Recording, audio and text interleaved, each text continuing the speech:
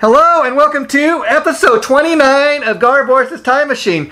Boy, Gar, I can't believe we're at episode 29. It just keeps getting better and better. Today, Gar and I have been wanting to do this for a while. We're going to be talking about some of our all-time favorite classic TV commercials. So, Gar, I'm going to let you start the show today, and you just let it rip and tell us what are some of your favorites. Well, there's just so many, when you talk about, commercials, it's like a literal ocean, but there's a bunch of them, that are close to my heart. Oh, sure. Because of, you just relate to them, they make you laugh, back in the 80s, it was really, really popular. Bud Light had a commercial, Spud McKenzie. Oh, yeah, I forgot. Yeah. Back in the 80s, Spud McKenzie was a rock star, man. I mean, those commercials were like very, very popular. I mean, extremely popular. And I even had a Spud McKenzie sweatshirt. So, Gar, for people who don't know, why don't you go a little more in detail? Who and what was Spud McKenzie?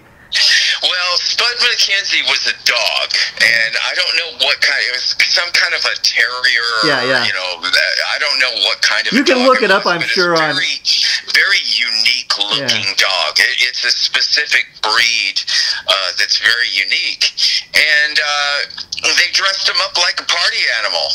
and that's what he was. And like Gar said, McKenzie, the party animal. Like Gar said, there's tons of merchandise to go along with it. I mean, anytime.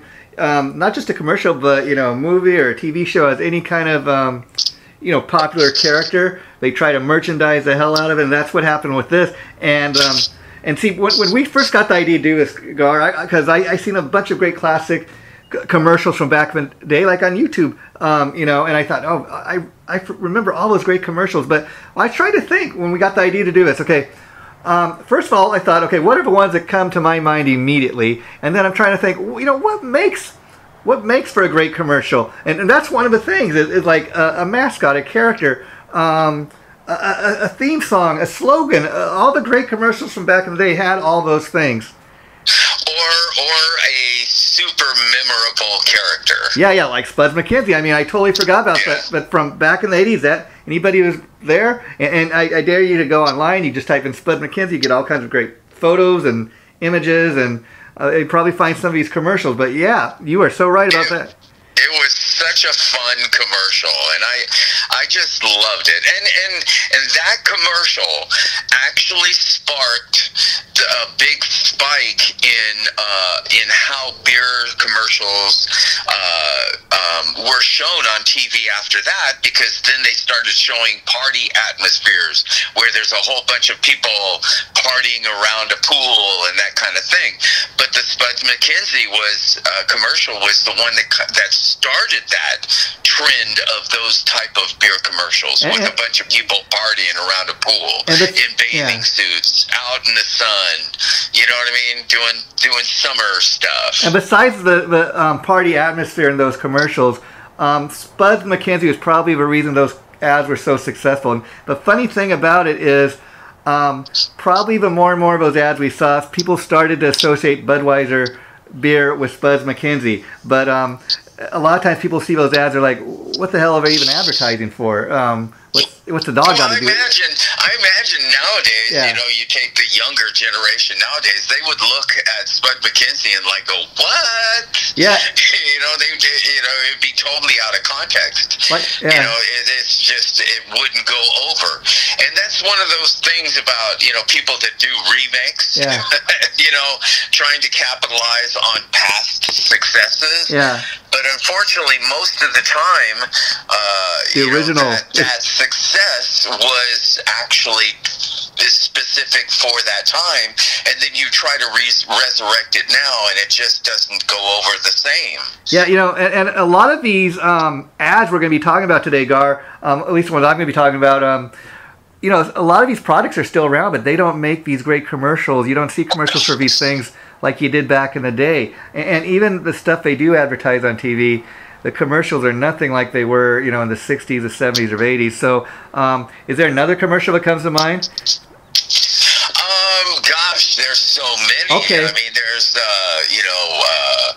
sheesh, where's the beef? Okay, yeah, that's Come on. man, that one was huge. Okay, Gar, I'm actually. Everybody was going around saying, "Where's the beef?" Even to this day. Yeah. Even how many years later? 40 years later, and people are still saying that catchphrase. Okay, Gar, it's funny because that's like the number one on my list of top 10 things I came up with that we're going to go down. So I'll take my number 10. My number 10 was, do you remember, I think it was like from 1984-85, the ad Michael Jackson did for Pepsi? Well, yeah, because there's somebody that was copying Michael Jackson in that commercial that went on to have a very successful career. Yeah, why don't you tell people who that was? Well, what Alfonso, what's his last name? Rubier, that's the one that played Will Smith's cousin in The Fresh Prince. Yeah, yes. Yeah. Yeah, he was basically before he was just a kid, and nobody had known who he was. Yeah. And he was in that commercial with Michael Jackson, basically doing a Michael Jackson impersonator as a kid. And he had the red jacket. Cool. He had the red jacket. He really did it good. Yeah, he had the red jacket and the glove and everything from back, around the Thriller time. And it was because of him being in that commercial that when they did the TV show Silver Spoons, they remembered him from the commercial and he got cast. But the other thing why that commercial is so famous and people remembered is on the set of filming that's where Michael Jackson's hair went up and caught on fire. Oh, the famous caught his hair on fire. Yeah, that was a big deal back then. Yeah, and again, you bring up Spuds MacKenzie. That's a great one because I forgot about. But my number 9, I tried to think of, and I put Kellogg's Frosted Flakes because when I think of those Frosted Flakes commercials, of course, there's Tony the Tiger who says they're great. So you got. So now, back in the 80s, I used to be in a band called Tiger, but it was spelled Tyger. Oh, wow. And we had our lead guitarist in the band was named Tony. Now, you only get one guess as to what his nickname was. Tiger. Tony Tiger. Tony the Tiger. Yeah. And, what made that such a great ad to me, because even all these years later, that's one of these things you do still see on TV from time to time, Tony the Tiger. And here's the thing I got thinking about it. Even to this day, I think one of the things they really still make great commercials for are the different cereals. I mean, okay, so you have Tony the Tiger for Kellogg's Frosted Flakes. You have, of course, Fred and Barney from Fruity Pebbles or Cocoa Pebbles. You got, Lucky the Leprechaun from Lucky Charms, Captain Crunch. So all these different cereal brands, Rice Krispies, Snap, Crackle, Pop. That's probably right up there with Tony the Tiger. But I got thinking about a lot of these food items and cereal items came up with great commercials because they had great mascots, great characters. Even to this day, we're still talking about this stuff. We still remember it.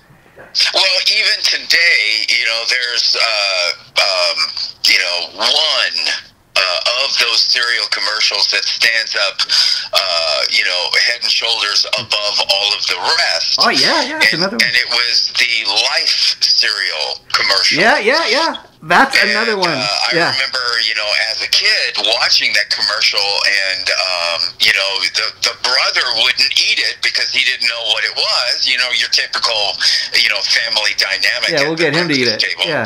Brother won't eat it because he doesn't know what it is, so he gives it to his little brother, to test it out on his little brother to see if, because if Mikey doesn't like it, forget it. We're not going to eat it. Yeah, and then Mikey eats it, and he likes it. Mikey likes it. Yeah. And that was the commercial. That commercial is the iconic one of all of them because it's still, in history of people talking about, commercials in the top 10 or the top 20 or whatever.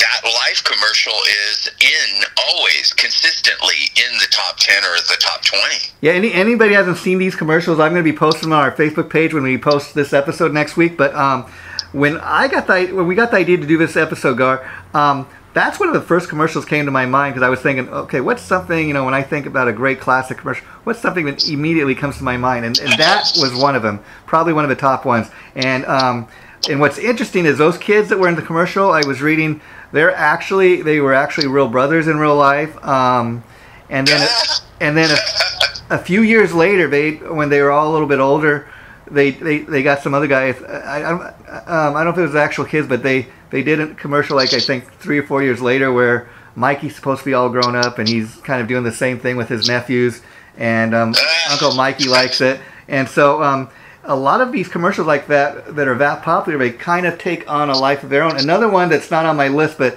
that I think deserves an honorable mention here, because it's one I constantly remember. Remember back in the day, those milk commercials, and they'd have celebrities and different people go on and do the ads, and they'd have like a milk mustache from drinking milk. I mean, that's just another kind of clever way of doing it, but that's the thing that sticks in my mind. Well, those, got milk. Yeah. That was a huge ad campaign back in the 80s, and I remember it was so huge that you would see milk tankers, tankers that are carrying milk, just like you would see a gas tanker driving on the highway, and it would be a milk tanker, and then the tanker would be all chrome, and it would have a really gorgeous 80s girl on the side. Oh yeah. With the catchphrase "Got milk" with the question mark. And those commercials were all over the place back in the 80s. You just saw they were in heavy rotation. Yeah, and these commercials would go hand in hand. Some of them, I mean, like I remember seeing people in the store, when I was a kid, and oh, Mom, got to get milk. I got to get cereal. Something as simple as that. Now, number 8, I put down Florence Henderson Wesson Oil commercials. I mean, that's something she did, I think, from back in the 70s. She did that for years. And the 80s, and I remember seeing on TV. And the thing is, by the time she starts doing these commercials, this Florence Henderson, of course, was Mom Carol Brady on the Brady Bunch. And so by the time she starts doing these commercials, the Brady Bunch is long off of TV, but so like I remember. Yeah, but everybody still associated her as the mom. But see, that's what I'm getting at. So every time I see those commercials, I'd say, oh yeah, that's Carol Brady from the Brady Bunch. Yes. And that's part of the reason she got hired to do those commercials, because that's the other thing with these commercials that we're talking about. Some of them were popular just because they got celebrity spokespeople that some of these celebrities to do it that we're going to be talking about. And Florence Henderson, not only was she known for the Brady Bunch, she was a great singer. Some of these Wesson Oil ads, she's like just singing the theme, the Wesson Oil theme. I can't even remember what it was, but I mean, it was just so much fun to watch those ads because she was in it. Well, okay, this one, my next submission wasn't like exactly what you would call the high budget ad campaign. Yeah. It was actually pretty very, very low budget ad campaign, but iconic and hugely successful. I want to hear it. Yeah. I fell down and I can't get up. Oh my God, you're so right. I mean, even to this day, that's a phrase I still hear people joking about. And it's of course, what's it advertising? A medical alert system where people that especially Life alert. Yeah, especially people with health issues or older people, senior citizens, especially that live on their own, in case they have a heart attack or they fall. It's this thing you wear around your neck. You hit a button. But something that's semi-important. People just remember the phrase, and I hear people to this day even make jokes about they fell. Oh, I fell and I can't get up. I still joke about it to this day. Especially, it's so relevant for me now at this stage of my life. Yeah. It's kind of funny, but nobody would really think of that one. But you have to admit, it is iconic. It's iconic because even but I think the ad worked for so many reasons. Even though it's not for like a major product like something we eat or see every day in the store, people remember two things about. Well, I actually remember what it's for. everybody's seen the commercial, they're always remembering the phrase. So it touched a nerve. Just like I said, a great commercial. You don't even have to know necessarily what it's, but it's a really great commercial. You're going to remember what the ad was advertising. You're going to maybe remember the mascot, the character of a celebrity person that was in the ad. You're going to maybe, if it's a really great commercial, you're going to remember the slogan. You're going to remember if it had a great theme song. And that's what all these commercials that we mentioned so far have in common. Well, yeah, all of them that we've mentioned so far, people are familiar with today that were never alive back then. So that really kind of, it's a measuring stick that just is undeniable. Oh, yeah. And, and another one that was low budget that's, that everybody will remember today, Clapper. Oh, yeah. My God, the clapper. Clap on. That was, today, I think the clapper still exists today. Oh, well, yeah, Gar, that's why I do this with you. You come up with so much great material. I mean, I totally forgot about that. Can't remember the whole song, but yeah, the song is kind of in my head. It's like, clap on, the clapper. I like your version better, Jason. it's short and sweet and to the point, but yeah, see, and that's why that is so. I may be not able to remember every single lyric to the song, but we remember what it was for again. We remember like a little catchphrase, and that's anybody seen those ads, they know what we're talking about. And I got to go back to Florence Henderson because in doing my research, besides doing those great Western Oil commercials, and I'm going to post all this stuff online. She also in the 70s. This is way before Bill Cosby did any of those Jell-O commercials. She was a spokesperson before he was for Jell-O, if you can even believe that. Who? Florence Henderson. Oh, wow! And then I also found out. I guess I missed that one. Well, like I said, I think she did it in I think the 70s, and then I seen also Bill Cosby became the guy for the 80s. Yeah, and I think Wow. I also seen she did a couple commercials for. Do you remember Tang? The drink, the Tang drink. Oh my God! When I was a kid back in the 60s, the commercials, were all about, astronauts. It's what astronauts drink. Yeah. And it's funny. I still see stuff like Tang and that, and some of the stuff we're talking about, but it just does not get as heavily advertised as it did, and that's what's missing. I think from really great ads. And another one being from California, you might know this. If I say the name Cal Worthington, do you know what I'm talking about? Oh my God!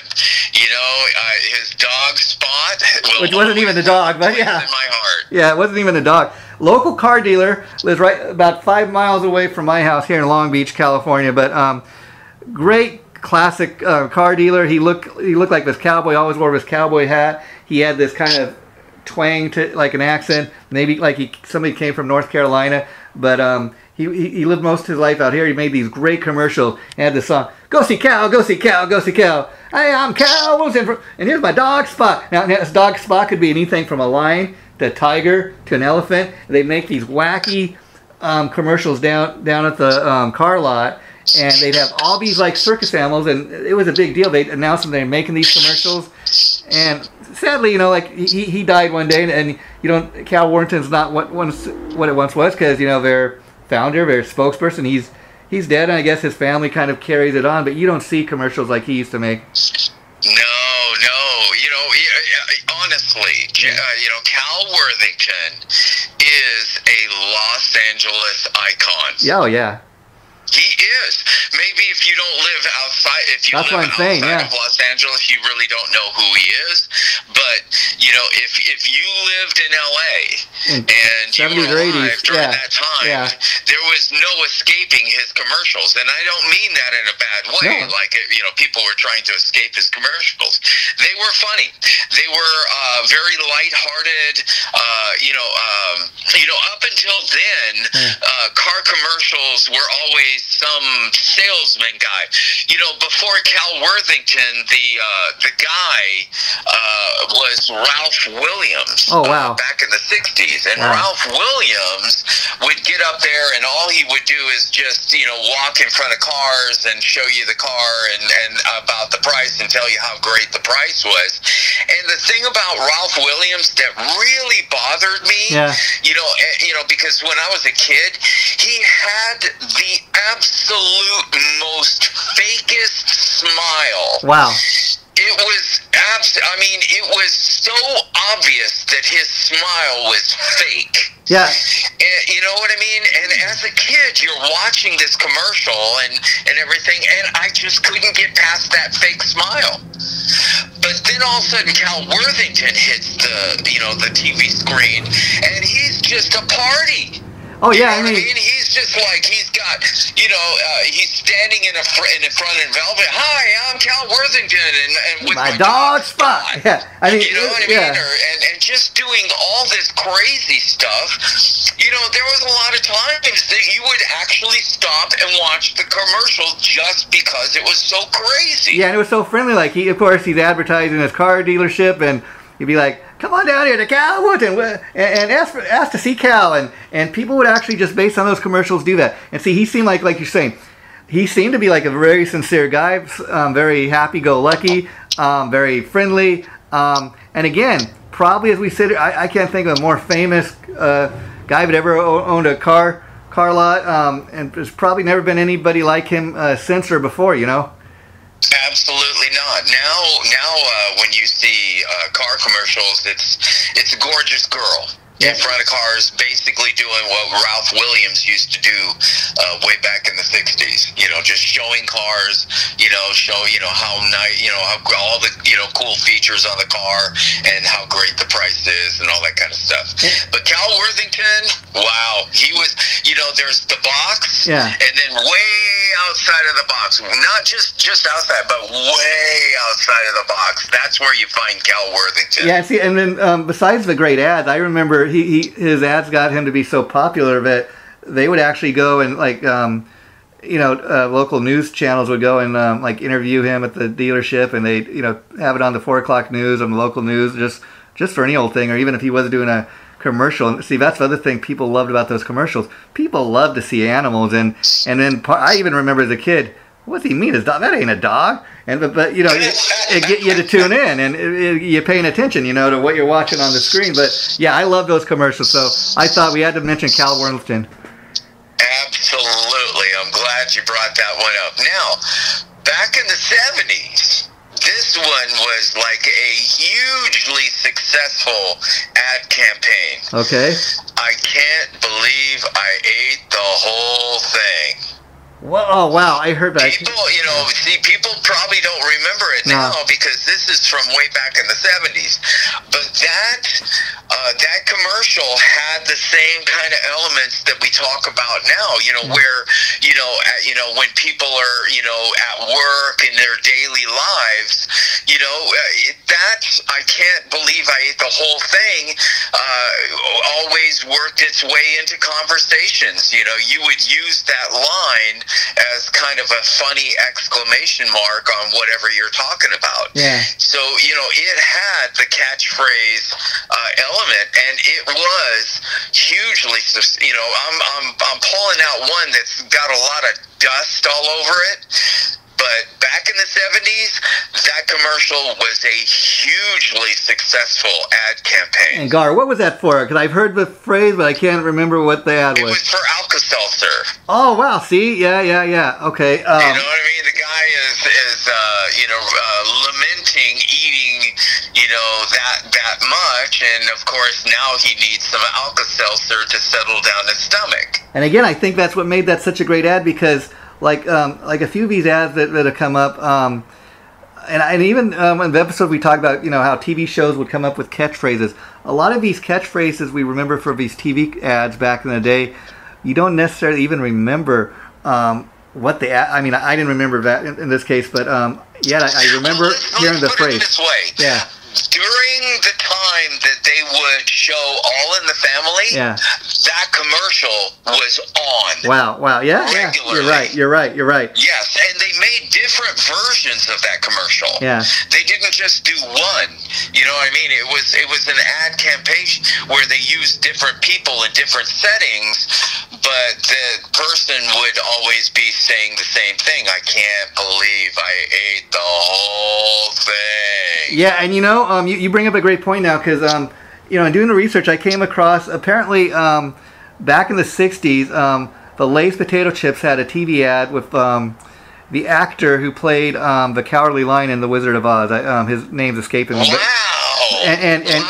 And we're gonna post some of this stuff because I came across, and their phrase at the time, their catchphrase was, he would be talking to a kid in the commercial or somebody, and he'd be like, they'd be like, I bet you can't eat just one. And I do remember that catchphrase for Lay's back in the day, and I'm like asking myself, why don't you hear that anymore? Why don't they keep? That's a great catchphrase, especially for a potato chip company, You are 100% right, because I still say that today too. I mean, that is a common thing. That whenever you're in that situation where the saying is applicable, that's what I would be using. During that conversation. I mean, potato chips, I still love to eat. That's one of the things I love to eat, and it's so true. You just cannot eat one. No matter how much you try.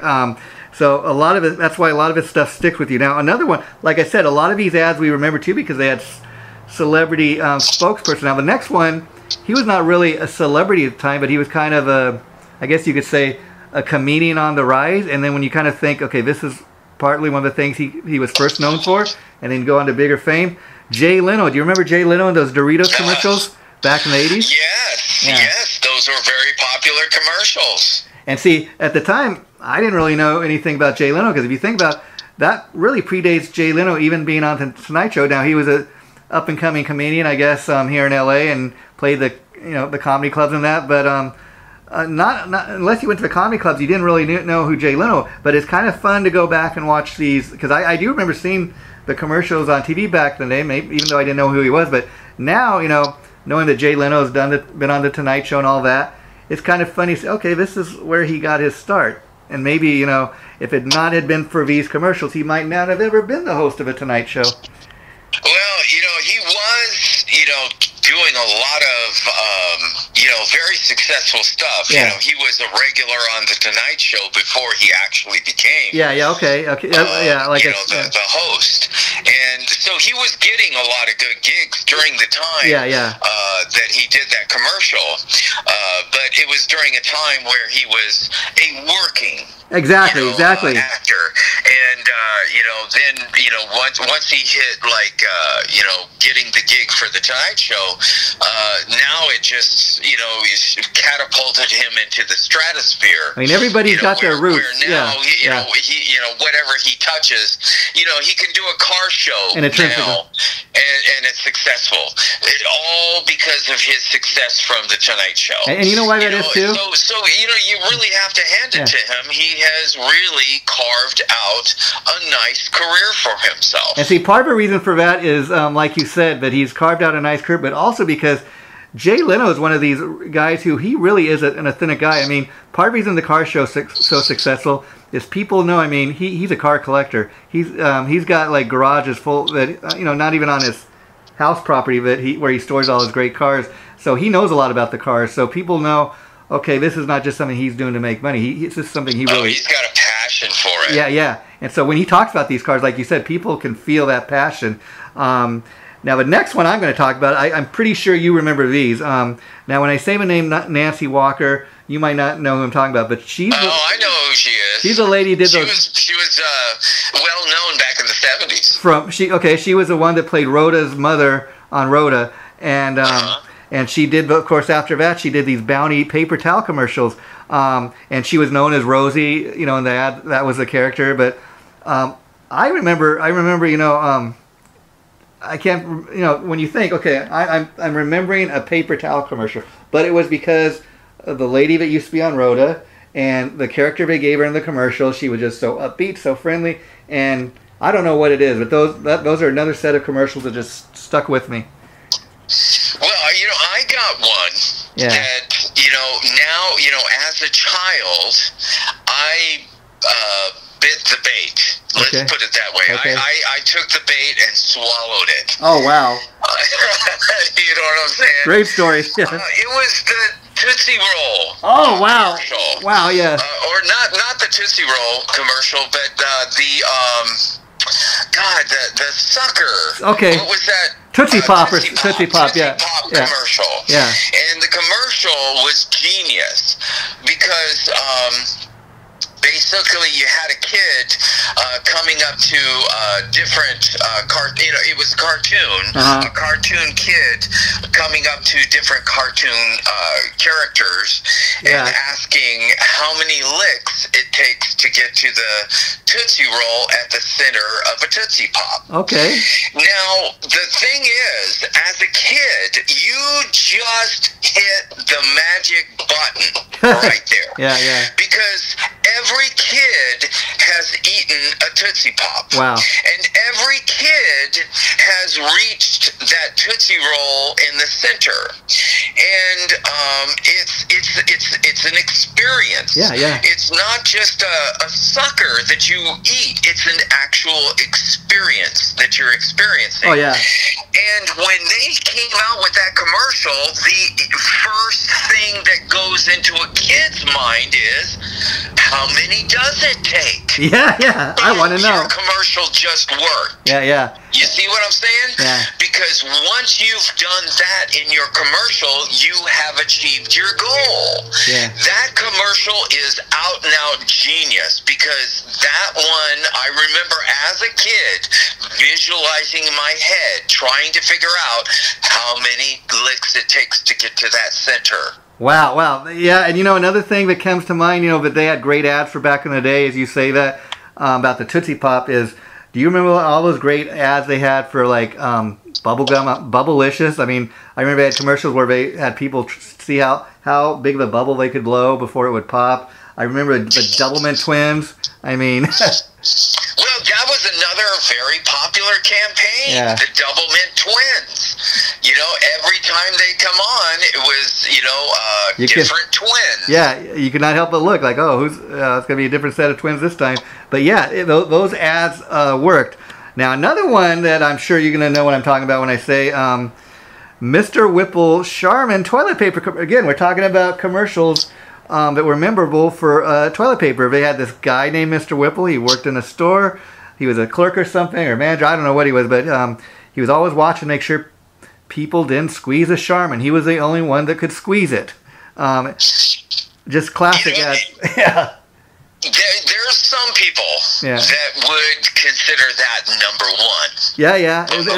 This was hard. Honestly, that was a hugely successful ad campaign, and it really kind of flushed out how a silly commercial can have just as much success of an impression, as another one where they use a think tank, to come up with how are we going to, find that magic button, that gets the audience's attention so our product is foremost in their mind. That's the goal of a commercial, is to make their product foremost in your mind. And when they put on these commercials, there's a lot of these, ad campaigns where they use think tanks, they use all of this stuff to do all this research and everything like that. And then you have another one that is just silly. That's all it is. Yeah. Silly. And yet it can be just as effective. And here's the funny thing. See, these last couple ones we're going to be talking about, you're so right. I'm trying to think, there's a couple of them really deserve to be number one, but they can't all be number one. And so I'm trying to go with kind of the ones that really, but yeah, Mr. Whipple's one that really stands out to me. And I often wondered, okay, I know that he's passed on, and I'm like, they don't even advertise Charmin. Maybe it's like Mr. Whipple cannot be replaced, and there's some truth to that. But like, again, we're talking about an ad for toilet paper, and you're so right. The message, and maybe I do think they must have had a think tank, because I remember watching those ads myself and other family members. Oh my God, they're squeezing the Charmin! They're squeezing the Charmin! And you're reacting like this to a TV commercial about toilet paper, but yet, like you said, that's how we know it worked. You know. Okay, I got a question for you. Yeah. Because I'm guilty. Okay, when that commercial was in full swing. Did you ever go to the store, and when you were at the store, did you ever squeeze the Charmin? I think once or twice. yeah. I'm guilty too, there, brother. Yeah. You see these commercials, and you're young. You're still a young kid. You don't know, maybe an older kid.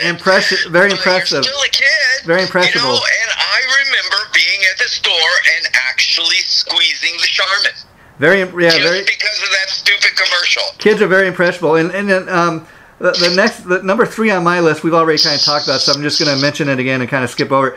Life cereal, Mikey, he likes it. And again, that's one of the first ones that came to mind, so I thought it deserved to be kind of in the top 3, you know? Absolutely. My number 2, we kind of already talked about, but the Jell-O commercials with Bill Cosby during the 80s.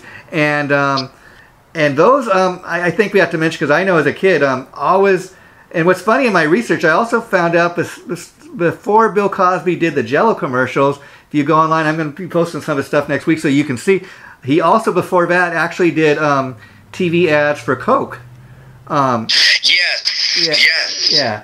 But yet, for some reason, the Jell-O commercials were always very memorable. I think because back in the day, Bill Cosby was very popular. I mean, that was way before the Cosby Show. But he'd had success with he was Fat Albert, hugely successful comedian during that time. I Spy, in the 70s, and so. Back in the 70s and the 80s, he was kind of like the Michael Jackson of comedians, really. Yeah. And see, it's very sad what he has become, because back in the day, he was still very funny guy. He was a very popular guy, and I think in spite of his personal issues he's been going through the last several years, I don't think it's fair to kind of just, we're going to cancel, cancel Bill Cosby, and we're going to forget about everything he ever did. I mean, he was a funny comedian. He was a funny guy of the movies and the shows and all that. I think, people need to be remembered for what they did, during their career. Well, the only thing I can say is what's going on now has put a huge cloud over all of his past successes. Yeah, and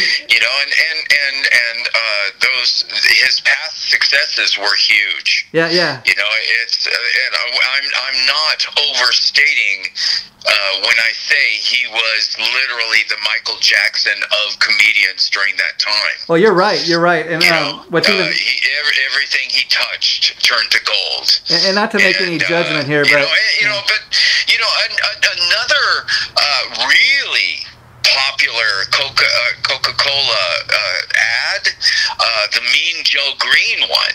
Oh yes. That really, Coke had a lot of commercials, and they were very successful, and but honestly, the Mean Joe Green one has to be number 1, the most successful Coca-Cola commercial of all time. Yeah, and the other one probably that just kind of entered my mind is, do you remember when they had those commercials with that mascot Max Headroom?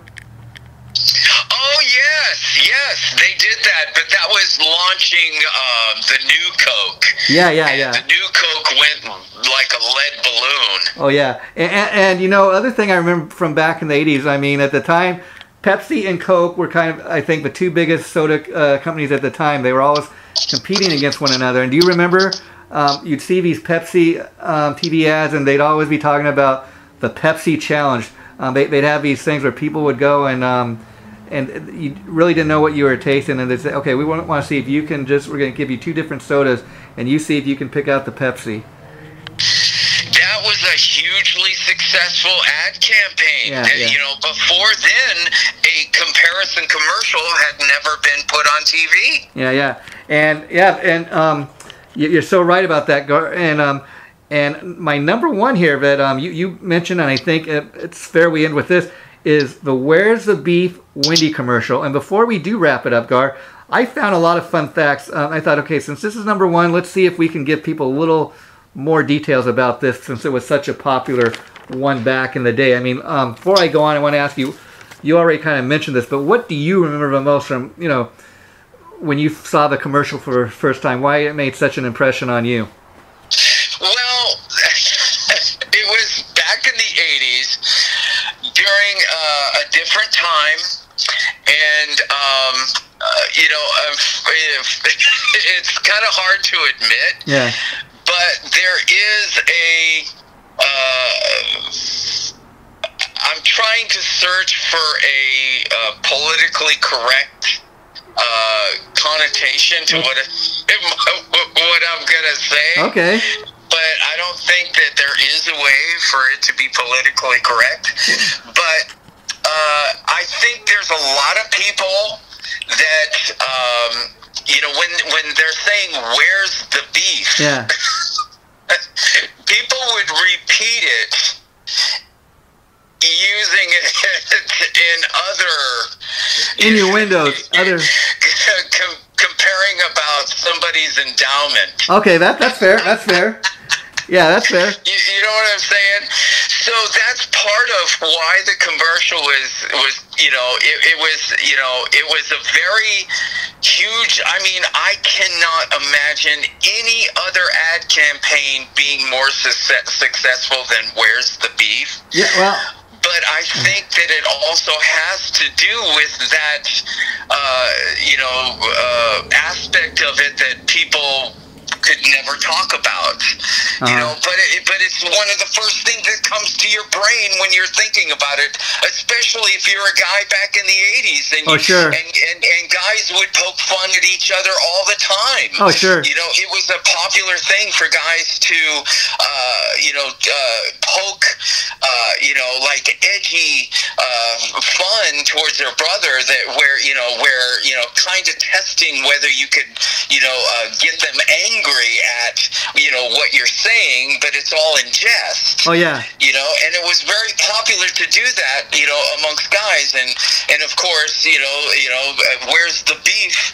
It would always come up when guys would be poking fun at each other and stuff. Oh yeah, and so there was a whole second life to that catchphrase "Where's the beef?" And that catchphrase is what made besides the old lady in the ad, made it such a memorable ad. And interestingly enough, after this aired on TV, I was reading that politicians, when they would start to debate each other, in the years since this commercial, a lot of times somebody would throw out that phrase "Where's the beef?" Telling his opponent, like, okay, you don't know what you're talking about. What's your point you're trying to make here? And more politicians were even using that. Now, as far as the commercial, I found out it first aired in 1984. It starred Clara Peller. She was the old lady. Clara Peller was born August 4th, 1902, and she died August 11th, 1987, at the age of 85. And she was from Imperial Russia. And here's what's funny. Okay, you're going to ask, okay, how did she end up in this ad? How did they find her? She spent her life in Chicago, Illinois, and had 2 children and was divorced. For 35 years of her life, Clara worked at a beauty salon as a manicurist. Can you believe that? Trippy. Okay, and then back in those days, it's manicuring and all that stuff isn't what it is today. Oh yeah. And here's the article further went on to say, at the age of 80 years old, Clara was hired as a manicurist for a television commercial set in a Chicago barbershop, where the people from the ad agency were very impressed with Clara's interesting mannerisms, no-nonsense attitude, and her voice, which they felt was very strange, different, and unique. So these people, are doing another ad, and they come across this old lady's manicurist there. They think, oh, she's got a very unique voice. Maybe we could do something with her, and in one of our commercials. The ad agency then offered Clara a to appear in some of their TV commercials. Clara's first TV ad was for the new Massachusetts State Lottery, and then in a series of TV commercials for the national restaurant chain of Wendy's. Well, you know, I cannot stress enough, how popular that ad campaign was. Oh yeah. It's just another one of those catchphrases that is still alive and well today. Yeah. And people use it in that same connotation that I was alluding to Oh, earlier. sure. About endowment. It's just it's iconic. It's another one of those really silly ones. That it just that the public decided. Sure. The public decided that they absolutely loved that ad campaign. And it's just that commercial. They did many variations of the commercial, but the thing was that it always had her in it. Oh yeah. Saying, "Where's the beef?" And it was so effective because the way they did it in the commercial, it really portrayed everyone else as being chintzy, because McDonald's really was doing that back then. Oh sure. And so the reality of the commercial, even though they didn't mention McDonald's, everybody knew, from the tiny patties that's if you wanted a hamburger with a tiny patty, you could always go to McDonald's and get one. Oh yeah. But if you wanted one that had a substantial sized, meat in that hamburger, then you're going to go to the place that that has the beef. Even today, Gar, you go to McDonald's, and as much as I like McDonald's, I mean, you look at even the posters in the restaurant, and you're like, yeah, it looks a lot bigger on the poster than what you actually get. But and a couple more interesting things, Gar, about this. Okay, now Clara Peller, she was like in her 80s at the time, but she did this classic commercial that we're still talking about all these years later. And did you ever wonder how somebody that age could, remember her lines and everything? Well, it went on to say that she was suffering from emphysema at the time, which prevented her from speaking long lines of dialogue. So that's why they had to come up with something like "Where's the beef?" Because she was coughing and suffering, and she couldn't speak for a very long period of time. And like you said, the "Where's the beef?" Commercial, it first aired on January 10th, 1984, and Clara's "Where's the beef?" quickly became a catchphrase. And again, that's why this works. Now, it says Wendy's reported that they had paid Clara a total of, get this, $500,000 for appearing in the Wendy's commercial. As a result of being in the Wendy's commercial, Clara Peller was a member of the Screen Actors Guild. Can you believe that? Just because you do a commercial, you become part of a Screen Actors Guild. Well, but it also meant that she was going to be able to spend the remaining of her years, being able to live as comfortably as you could ever want to live in your remaining years. So it's really, nice, to see someone, have that kind of success late in life, be able to enjoy it, for the rest, because at that stage of her life, she wasn't going to be able to do that for much longer. Oh, sure. And it's just a real, it's for her, she caught lightning in a bottle. Yeah, and then she really did. And then here's a funny kind of side note to all that. It said because of Clara being part of the Screen Actors Guild, her contract allowed her to take part in other TV commercials as long as they did not compete with Wendy's hamburgers. Now, I don't know if you're aware of this, but eventually Wendy's ended her contract, and they were no longer working with her. And the reason for that was because in 1985, after she appeared in a Campbell Soup TV ad, Wendy's decided to end Clara's contract because in the soup ad, she looks in the soup looking for the beef and yells out, "I found it! I finally found it!"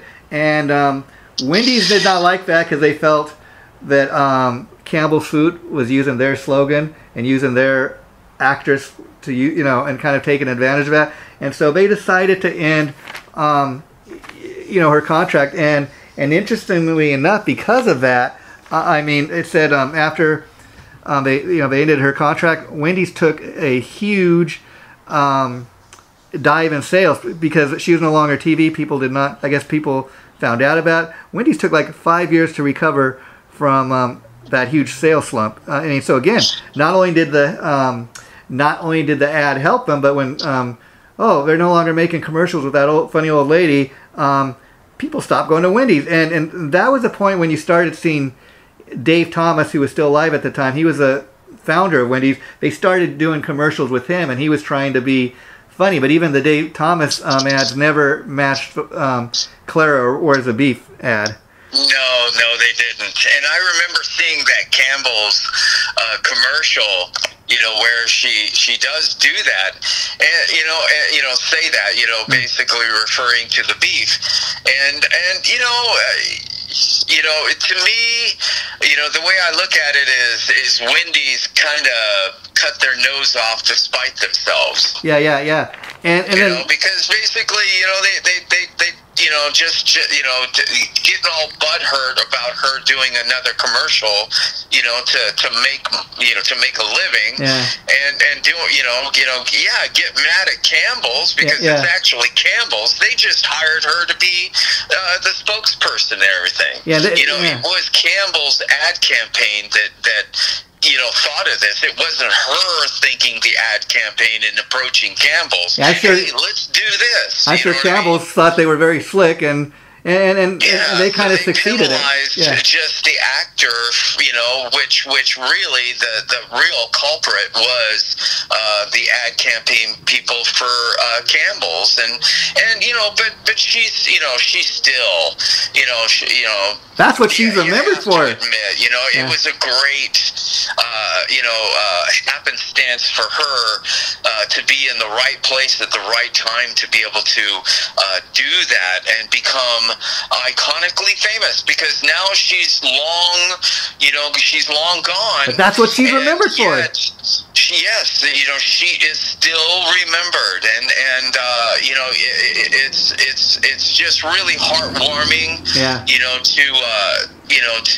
To know, that a very deserving person actually was able to enjoy success. And then final thing on this is because the commercial was so successful, eventually they felt they needed to have a Where's the Beef theme song, and they had this guy Coyote McLeod, which was apparently he was a popular DJ from wherever he was from, and he wrote the theme song Where's the Beef, and Clara's singing with him in the song, and so that's just kind of another interesting thing of this commercial being that successful, that they'd hire a DJ to actually do a song for the commercial. And again, that's what made this so amazing. And I just had fun doing this today, Gar. I don't know about you.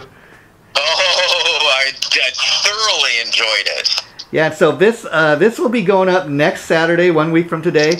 And just to let people know, when Gar and I get together in 2 weeks from now, we're going to be doing a two-part episode on the Tonight Show, and we're going to make it a two-parter to really do it justice, because we found out that the Tonight Show in its history has had a total of 6 hosts, but I wasn't even aware of that. But so part 1 is going to talk about the first 3 hosts in detail in the history of the Tonight Show, and then we're going to, in part 2, we're going to talk about the final 3 hosts.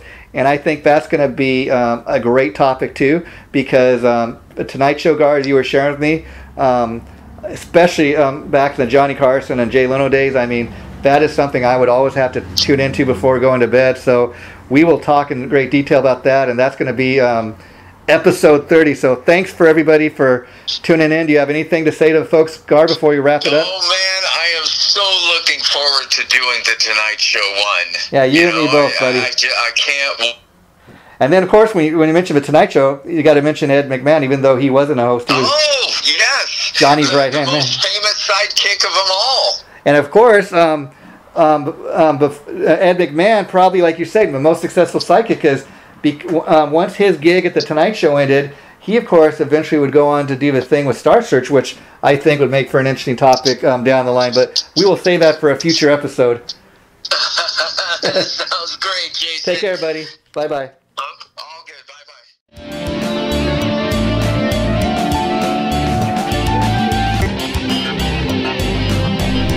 Chaotic Riffs Magazine.